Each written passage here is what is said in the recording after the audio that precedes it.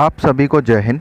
RG technical IQ की online classes में आप सभी का स्वागत है।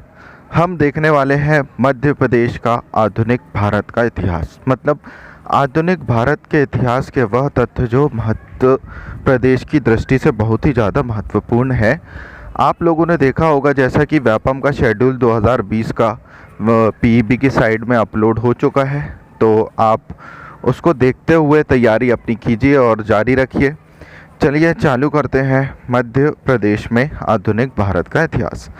तो सबसे पहले हम देखते हैं मध्य प्रदेश में मराठा काल। ठीक है, तो जैसे ही बाजीराव प्रथम द्वारा वो जो बाजीराव मस्तानी मूवी आई थी ना, वो वाले बाजीराव, उनके द्वारा छत्रसाल राजा छत्रसाल की जब मदद की गई थी, किसकी मदद की गई थी? राजा छत्रसाल की जब मदद की गई थी तो राजा छत्रसाल द्वारा उन्हें बहुत सारे उपहार दिए गए थे और बहुत सारी जागीर दी गई थी। ऐसा माना जाता है कि तभी से मध्य प्रदेश में जो भी मराठा थे उनका आगमन चालू होता है। तो बाजीराव प्रथम ने 1722 में, कब की बात कर रहे बेटा? 1722 में बाजीराव प्रथम ने 1722 में मालवा पर क्या कर लिया था? किया था, आक्रमण किया था। फिर उसके बाद देखा जाए कि 1732 में बाजीराव ने मालवा में पेशवा, होलकर, सिंधिया और पवार, इन चीज़ों में पूरा अपना सूबा क्या कर दिया था? बांट दिया था। अब सूबा क्या होता है? देखिए, इन लोगों ने ना गवर्नर बना दिए थे। जैसे पेशवा तो पुणे में बैठे हुए थे, होलकर कहाँ बैठे थे? इंदौर में बैठे हुए थे। सिंधिया कहाँ बैठे हुए थे? ग्वालियर में बैठे हुए थे। ठीक है, इसी तरह बात की जाए जो गायकवाड़ थे वो बड़ोदरा में बैठे हुए थे, और इसी तरह जब बात की जाए जो भोसले थे वो नागपुर में बैठे हुए थे। तो अपनी शासन व्यवस्था को सुचारू रूप से चलाने के लिए मराठाओं ने क्या किया था? इन सूबों में अपने कुटुंब को, अपने यहाँ के लोगों को बांट दिया था। वहाँ पे उनको क्या बना दिया गया था? गवर्नर नियुक्त कर दिया गया था। ठीक है, तो इसमें हम बात करते सबसे पहले होलकर वंश। यहाँ से मध्य प्रदेश में क्वेश्चन आना चालू होते हैं। होलकर वंश, आप सभी को पता है कि होलकर वंश जो है यह मुगल सत्ता के पराभव के पश्चात, ठीक है, पराभव के पश्चात, पराभव का मतलब होता है मुगल सत्ता के खत्म होने के बाद, ठीक है, होलकर वंश क्या हुआ था? स्थापित हुआ था। अब ये जो होलकर वंश जो स्थापित हुआ था, इसमें एक बहुत इम्पोर्टेंट रानी को अपन पढ़ते हैं बेटा। किसे पढ़ते हैं? अहिल्याबाई को। किसे पढ़ते हैं? अहिल्याबाई को। और होलकर जो थे, होलकर स्टेडियम मध्य प्रदेश में कहाँ है? इंदौर में है। तो होलकर मुख्य रूप से कहाँ पे रहेंगे? इंदौर में ही रहेंगे। ठीक है, तो होलकर जो थे, ये मल्हार राव होलकर ने होलकर वंश की क्या की थी? स्थापना की थी। और इनका जो हेड ऑफिस था बेटा वो क्या था? उज्जैन हुआ करता था। क्या हुआ करता था? उज्जैन हुआ करता था। अब मल्हार राव जो होलकर थे ये बहुत ही ज़्यादा उम्र हो गई थी इनकी, और इनका पुत्र भी था। इनकी मृत्यु के बाद, मल्हार राव जी की मृत्यु के बाद, ये पहले नहीं मरे थे। मल्हार राव जी की मृत्यु तो बाद में हुई थी। मल्हार राव जी के रहते हुए अहिल्याबाई जो इनकी बहू थी, पुत्र वधू, उनके पति की क्या हो गई थी? हत्या हो गई थी। ठीक है, अब उनके पति की जब मृत्यु हो गई तो शासन तो उनके ससुर जी ने ही संभाला। किसने? मल्हार राव जी ने। अब जब मल्हार राव जी की भी मृत्यु हो गई तो उसके बाद अब शासन कौन संभाले? ये बहुत बड़ा सवाल था, और बहुत सारे लोग सत्ता के लालच में इनके पीछे पड़े हुए थे कि इन्हें भी कुछ कर दें। ठीक है, तो इसके बाद अहिल्याबाई जी आई उठकर सामने के लिए। उन्होंने पूरे शासन की बागडोर संभाली। तो जब उन्होंने शासन की बागडोर संभाली तो उन्होंने अपने शासन को बहुत अच्छे से चलाया। इन्होंने महेश्वर में अच्छे अच्छे भवनों, किलों और घाटों का निर्माण कराया। और अहिल्याबाई जी का अपन माने तो यह पुणे के पास अहमदनगर की थी। कहाँ की थी? अहमदनगर की थी। जब आप पुणे जाते हैं जबलपुर से या इटारसी से, तो पुणे के 1 घंटे पहले एक जगह पड़ती है अहमदनगर, तो वहाँ की थी। और यह राजवंश जब आगे बढ़ा तो भारत जब आज़ाद हुआ था तो यशवंत राव होलकर, यह क्वेश्चन पूछा जा चुका है कि भारत की आज़ादी के समय इंदौर में होलकर वंश की बागडोर किसमें हाथ में थी, है ना? तो होलकर वंश के यशवंत राव होलकर के हाथ में थी। किसके हाथ में थी? यशवंत राव होलकर के हाथ में थी। फिर धीरे धीरे आपको पता होगा कि मध्य प्रदेश पुनर्गठन आयोग का निर्माण हुआ 53 में, 56 में मध्य प्रदेश बन गया और पूरी रियासतों को पूरे भारत में विलय कर दिया गया। तो विलय जब हुआ मध्य प्रदेश का, उस समय भी यशवंत राव होलकर ही क्या थे? मध्य प्रदेश में होलकर के क्या थे? की बागडोर इन्हीं के हाथ में थी। तो भारत की आज़ादी के समय जो होलकर वंश की बागडोर थी, किसके हाथ में थी? यशवंत राव होलकर के पास थी। 1956 में जब मध्य प्रदेश अस्तित्व में आया तो होलकर वंश की बागडोर किस में हाथ में थी? यशवंत राव होलकर के हाथ में थी। मल्हार राव जी की मृत्यु के बाद किस महिला ने शासन संभाला? तो किसने संभाला? देवी अहिल्याबाई ने। होलकर स्टेडियम कहाँ पर है? इंदौर में उपस्थित है। होलकर वंश की स्थापना किसने की? मल्हार राव होलकर ने की। ठीक है, ये हो गए होलकर से संबंधित महत्वपूर्ण तथ्य। अब देखते हैं हम सिंधिया वंश। ये तो आप एकदम गांठ बांध लो, जितने शब्द यहाँ पे लिखे हैं वो हर एक शब्द एज अ क्वेश्चन आया हुआ है और रिपीट हुआ है। ठीक है, तो जैसे ज़्यादा नहीं पढ़ना है सिंधिया वंश के बारे में तो कम से कम इतना पढ़ ले, इतना तो उसे आना ही चाहिए। इसमें कोड ही सबसे पहले याद कर ले, RMDJ। क्या याद करना अपन को? RMDJ। डीजे जैसे बजा के रख दिया किसको? कांग्रेस पार्टी को, है ना। किसने? ज्योतिरादित्य सिंधिया ने। वो भाजपा में चले गए और कांग्रेस की क्या गिर गई? सरकार गिर गई और फाइनली हो सकता है मध्य प्रदेश में अब वैकेंसियाँ आना चालू हो जाए। तो RMDJ, ठीक है। RMDJ जो है इसका कोड है, R से है रानोजी सिंधिया, माँ से है महादजी सिंधिया, दा से है दौलत राव सिंधिया और जा से है जीवाजी राव सिंधिया। RMDJ। R से क्या है बच्चों? रानोजी सिंधिया, M से है महादजी सिंधिया, D से है दौलत राव सिंधिया और J से है जीवाजी राव सिंधिया। अब यहाँ से क्वेश्चन देखिए कैसे आएंगे। जो सिंधिया वंश के संस्थापक थे वो रानोजी थे। कौन थे? रानोजी थे। अब ये तो संस्थापक बन गए, ठीक है, इन्होंने स्थापना कर दी और 1731 में इन्होंने राजधानी किसको बना दी बेटा? उज्जैन को बना दी। तो सिंधियाओं की पहली राजधानी कौन सी थी? क्वेश्चन आया हुआ है, तो कौन सी थी? उज्जैन थी। किसने राजधानी उज्जैन बनाया था? रानोजी ने उज्जैन बनाया था। ठीक है, राजधानी सिंधिया में। सिंधिया वंश का संस्थापक कौन था? रानोजी थे। कब किए थे? 1731 में किए थे। कब किए थे इन्होंने? 1731 में किए थे। ये खत्म हो गया आपका R। अब हम देखते हैं M। M से है महादजी सिंधिया। M से क्या है? महादजी सिंधिया। अब अभी हमने देखा जो पेशवा थे, है ना, उन्होंने 1722 में क्या किया था? बहुत सारे सूबों में बांट दिया था, अपने क्षेत्रों को गवर्नर बना दिया गया था। ठीक है, तो सिंधिया एक गवर्नर हुआ करते थे। तो इन लोगों ने क्या किया? अपने आप को स्वतंत्र कर दिया था। किससे? पेशवाई से। ठीक है, लेकिन काम उन्हीं के लिए करते थे, लेकिन एक स्वतंत्र शासक हो चुके थे।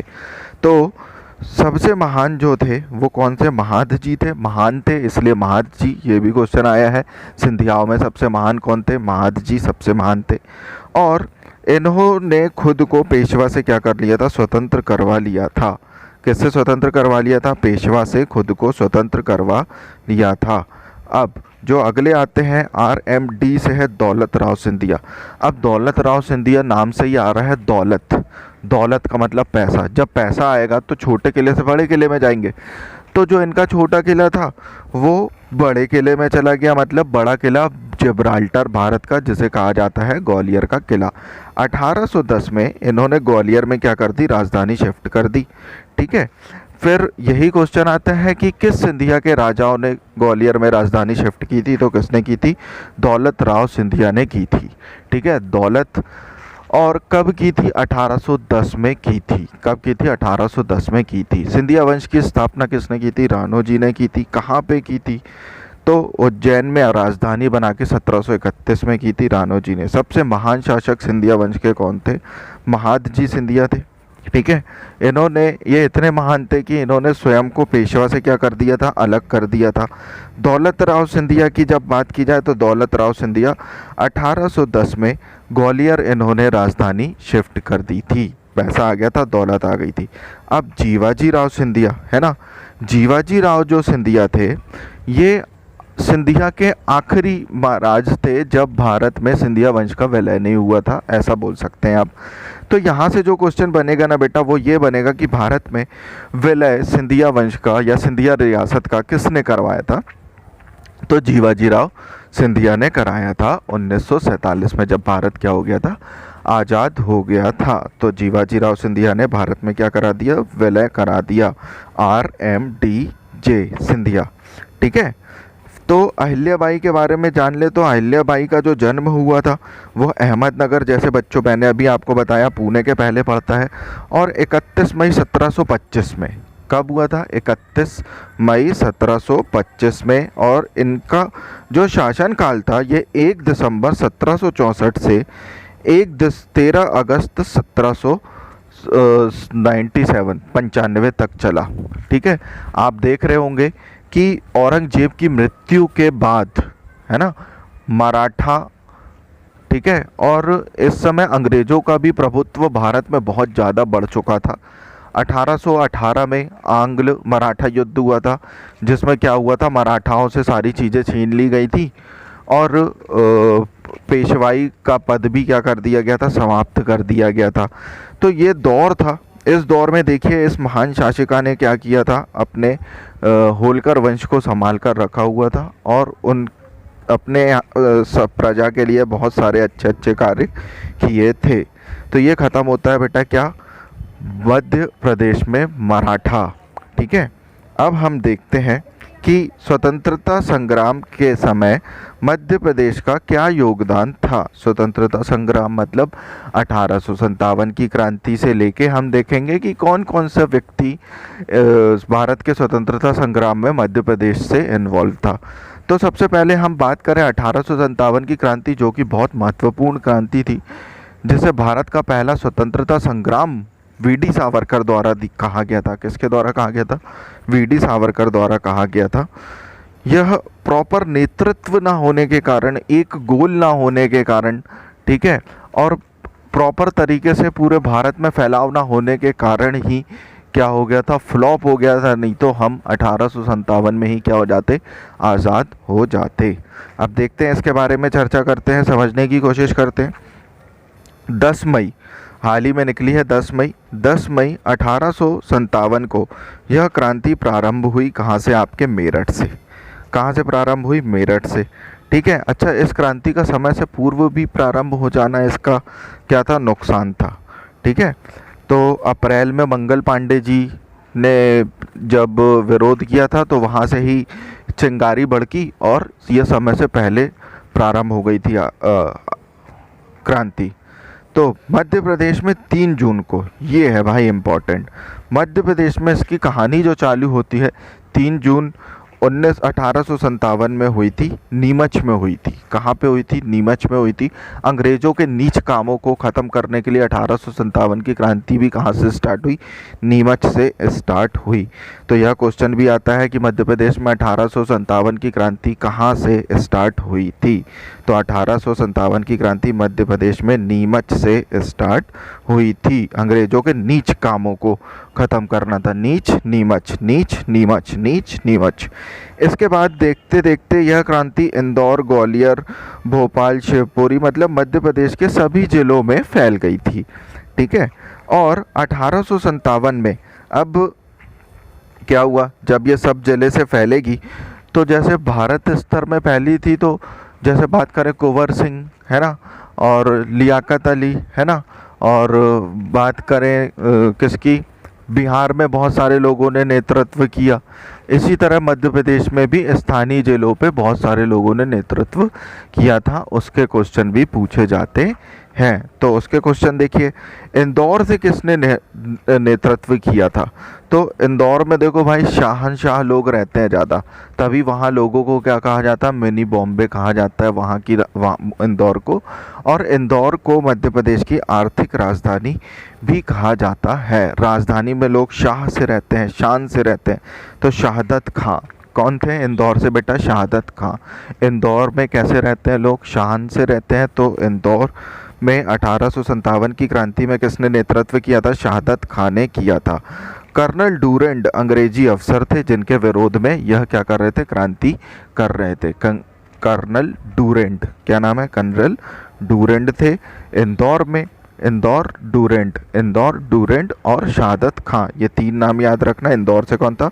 शहादत खां था और कर्नल डूरेंट थे। ठीक है, अब वहीं पे बात करें सिहोर से थे कुंवर चैन सिंह। कौन थे? कुंवर चैन सिंह। ठीक है, और अंग्रेजी अफसर था कौन? मैडॉक। कौन था? मैडॉक। कुंवर चैन सिंह और अंग्रेजी अफसर कौन था? मैडॉक। कुंवर का मतलब होता है युवा, और युवा हर चीज में क्या रहते? श्योर। क्या रहते? श्योर। भले ही ओवर कॉन्फिडेंस क्यों ना हो, लेकिन वो हर चीज में क्या रहते? श्योर। तो श्योर से कौन था? कुंवर चैन सिंह। ठीक है, और हर काम में युवा लोग जब श्योर रहते तो क्या करेंगे? मैं तो मैडॉक। क्या नाम है इनका? मैडॉक। तो श्योर थे, श्योर से थे कुंवर चैन सिंह, और कौन किसके विरुद्ध लड़ रहे थे? मैडॉक। और एक बहुत प्रचलित स्टोरी है कि बहुत प्रचलित स्टोरी यह है कि कुंवर चैन सिंह का कुत्ता जिसका नाम था शेरू, ठीक है, इसने भी इनकी क्या की थी? बहुत मदद की थी 1857 की क्रांति में। इनके लिए लोग मर मिटने के लिए तैयार हुआ करते थे। उस समय हमारे यहाँ जात पात को लेकर कोई भेदभाव नहीं होता था, सिर्फ और सिर्फ एक ही था कि देश को क्या करना है? आज़ाद कराना है। सॉरी। तो इनके अंगरक्षक भी बहादुर खां थे और हिम्मत वाले थे। बहादुर और हिम्मत दोनों थे इनके कौन? अंगरक्षक। बहादुर रहेगा उसी को अंगरक्षक बनाएंगे, जिसके पास हिम्मत होगी उसी को क्या बनाएंगे? अंगरक्षक बनाएंगे। तो अंगरक्षक कौन थे? बहादुर और हिम्मत थे। अब बात किया जाए कि ये जो चैन सिंह राजा थे, इनके बारे में एक कहावत वहाँ पे प्रचलित हो गई है कि इन्होंने इतने अच्छे से 1857 की क्रांति में क्रांति की तरफ से लड़े थे और क्रांति की थी।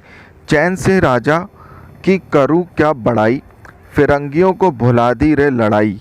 ठीक है, चैन सिंह राजा की क्या करूँ क्या बड़ाई, फिरंगियों को भुला दी रे लड़ाई, यह इनकी क्या थी? इनके नाम पे प्रचलित वहाँ पे कथा चलती है। इन्होंने इतने अच्छे से वहाँ पे क्या किया था? युद्ध किया था। इतनी अच्छी पर्सनैलिटी थे वहाँ पे ये। अब 1857 में सेंट्रल इंडिया मतलब मध्य भारत, ठीक है, सेंट्रल इंडिया में विरोध दबाने के लिए, अब आपको जब बात करें, ये है आपका इस तरीके का मध्य प्रदेश का मैप। सेंट्रल हिस्सा ये वाला आता है, सेंट्रल इंडिया वाला हिस्सा। ये देखिए बेटा, यहाँ पे आता है ये झांसी, है ना, शिवपुरी, ग्वालियर, बुंदेलखंड, ये पूरा जो हिस्सा था, इसको दबाने के लिए अंग्रेजों ने जिस अफसर को नियुक्त किया था वो कौन था? हीरोज। कौन था? हीरोज। ठीक है, हीरो की तरह लड़ी थी झांसी की रानी, और किसके विरुद्ध लड़ी थी? हीरोज के विरुद्ध लड़ी थी। ठीक है, ऐसे याद कर लीजिए। तो हीरो की तरह लड़ी थी कौन? झांसी की रानी, हीरोज के विरुद्ध लड़ी थी। तो यह क्वेश्चन भी आता है कि झांसी की रानी 1857 में किसके विरुद्ध में लड़ रही थी? तो हीरोज के विरुद्ध में लड़ रही थी। अब बात करते हैं 14 जून 1857 को ग्वालियर के मोरार कैंट में झंडा फहराकर विद्रोह किया गया। जहां तक आपको जानकारी होगी कि जो ग्वालियर के उस समय के सिंधिया जी थे, है ना, ग्वालियर के उस समय के जो सिंधिया जी थे, उन्होंने 1857 की क्रांति में अंग्रेज़ों का साथ नहीं दिया था। ठीक है, अंग्रेज़ों का साथ नहीं दिया था क्योंकि उस समय सत्ता की होड़ लगी हुई थी, और जो इंडियन होते थे ये बनते चतुर थे, लेकिन ये इतने भोले थे कि इन लोगों को अंग्रेज़ों ने बहुत बेवकूफ़ बनाया था। इसको जाके उससे बढ़ाया, उसको जाके इससे बढ़ाया। ठीक है, अब ये डलहौजी की हड़प नीति के आधार पर जिनके दत्तक पुत्र थे उनको मान्य नहीं किया, जिनका वास्तविक पुत्र था उन्हीं को बस आगे उत्तराधिकारी मिलेगा, ऐसा करके ये हड़प नीति लेके आ गए थे। ठीक है, और झांसी की रानी का कोई स्वयं का पुत्र नहीं था, दत्तक पुत्र था, तो यह झांसी को भी क्या कर रहे थे? हड़प रहे थे। अब इन्होंने क्या किया? जब इन्होंने अपने आसपास के क्षेत्रीय राजाओं से मदद मांगी तो उन्होंने मदद नहीं की, है ना। उन्हें ये लगा कि अंग्रेज उनके ज़्यादा सगे हुए हैं और अंग्रेज उनके राज्य को भी दूसरे वाले राज्य में दे देंगे, जैसे झांसी को भी किस में दे देंगे? ग्वालियर कि प्रेसिडेंसी में दे देंगे, लेकिन ऐसा तो होना ही नहीं था। अंग्रेज़ तो पहले से ही भिड़ाने का काम करते थे। तो झांसी की रानी ने क्या किया कि पूरा ग्वालियर, शिवपुरी, मतलब पूरे बुंदेलखंड में कब्जा कर लिया, और यहाँ के जितने भी राजा लोग थे अंग्रेज़ों से जुड़े हुए थे, सबको यहाँ से भगा दिया। सब कहाँ पे जाके बैठे? आगरा में जाकर बैठे। इवन दिल्ली तक में जाके नहीं बैठे। कहाँ पे जाके बैठे? आगरा में, क्योंकि दिल्ली में तो बहादुर शाह जफर बैठे हुए थे। तो जब वो आगरा में जाकर बैठे, तो ये नीचे जितना भी एरिया था ग्वालियर वाला, ये यहाँ पे किसका आधिपत्य हो गया? झांसी की रानी का। तो 14 जून 1857 में ग्वालियर के मोरार कैंट से भी क्या चालू कर दिया गया? विद्रोह चालू कर दिया गया। ठीक है, लेकिन सिंधियाओं ने साथ नहीं दिया था। ठीक है, अंग्रेजों के बहकावे में आकर। अब शिवपुरी और ग्वालियर में विद्रोह को देखकर नलवर का किला आपको पता होगा शिवपुरी में है, मैंने पढ़ाया था पर्यटन में, कि राजा मानसिंह ने सिंधिया के विरोध में भी क्या कर दिया? विद्रोह कर दिया, है ना। मतलब उन्होंने ये देखा कि ये अंग्रेज़ों के साथ में है, तो इनके भी विरोध में क्या कर दो? विद्रोह कर दो। ठीक है, जब क्या होता है, इतिहास की एक खासियत रही है, जब भी आसपास के राजा, पड़ोसी राजा कमज़ोर होता है, तो हर कोई क्षेत्रीय राजा अपने पड़ोसी राजा पे क्या कर देता है? पड़ोसी राज्य पे आक्रमण कर देता है। उस समय सिंधिया कमज़ोर हुए थे, उन पे और आक्रमण किसने कर दिया? मानसिंह ने आक्रमण कर दिया। ठीक है, अब इसी बीच में क्या हुआ कि 1857 की क्रांति में लड़ते लड़ते झांसी की रानी की क्या हो गई? मृत्यु हो गई। और इस बार की MPPSC 2019 में क्वेश्चन भी आया था कि फूलबाग नामक जगह किससे संबंधित है? तो फूलबाग नामक जगह स्थित है ग्वालियर में, जो कि झांसी की रानी की क्या है? समाधि स्थल है। किसकी समाधि स्थल है? झांसी की रानी की समाधि स्थल है। ठीक है, अब यह घायल अवस्था में झांसी की रानी गंगादास के बाग में, ठीक है, जो वर्तमान में फूल बाग के नाम से फेमस है, ग्वालियर में है, और झलकारी बाई इनकी क्या थी? अंगरक्षिका थी। 1857 में ग्वालियर में जयाजी सिंधिया, ये इम्पोर्टेंट है, ना भोपाल की बेगम ने साथ दिया था, ना ही सिंधिया वंश के ये जयाजी सिंधिया ने साथ दिया था। ठीक है, तो यह क्वेश्चन भी आया है कि 1857 की क्रांति के समय भोपाल में किसका आधिपत्य था? तो सिकंदर बेगम का था। और ग्वालियर में किसका था? तो जयाजी राव सिंधिया जी का था। ठीक है, इंदौर की झांसी की रानी के पिता मोरोपंत, झांसी की रानी के पिता कौन थे? मोरोपंत को दतिया के कामगार ने अंग्रेजों को सौंप दिया। जोखन बाग में इन्हें क्या कर दी गई? फांसी दे दी गई। यह क्वेश्चन भी आया है, जोखन बाग किससे संबंधित है? तो मोरोपंत से संबंधित है। और यह कौन है? झांसी की रानी के फादर हैं, लक्ष्मीबाई के फादर हैं। ठीक है, अंग्रेजों ने इन्हें दतिया में फांसी दे दी थी, याद रखना।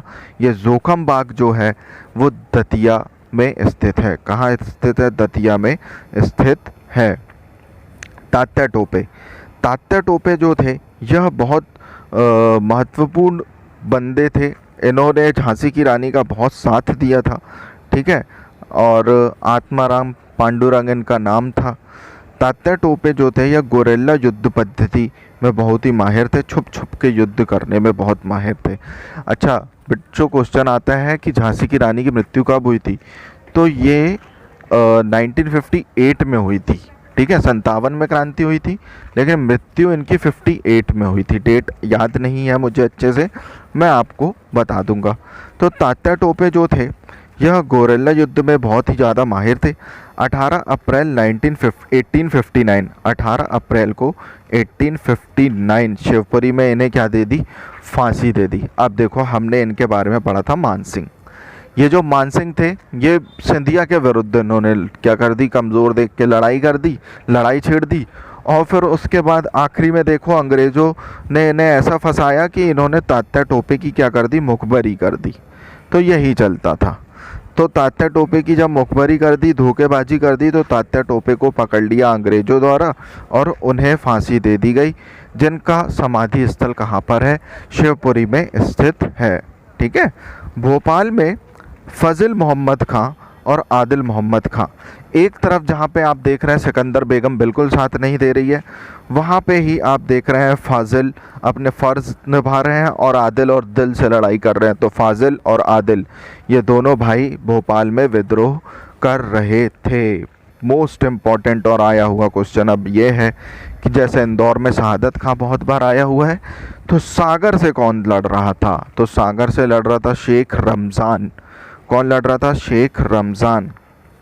बड़वानी, बड़वानी के सेंधवा से भीमा नायक ने क्या किया था? विद्रोह की कमान संभाली हुई थी। बड़वानी के सेंधवा से किसने कमान संभाली थी? भीमा नायक ने कमान संभाली हुई थी।